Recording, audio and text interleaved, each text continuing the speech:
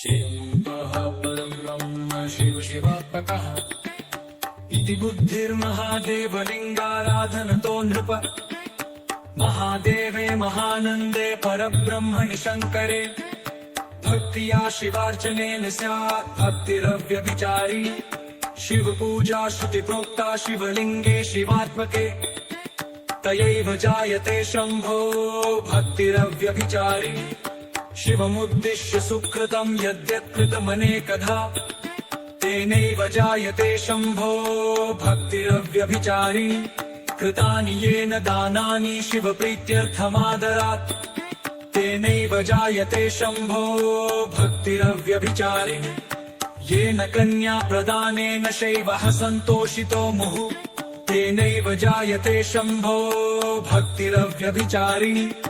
येन रत्नप्रदानेन शाम्भवास्तोषिता मुहुः।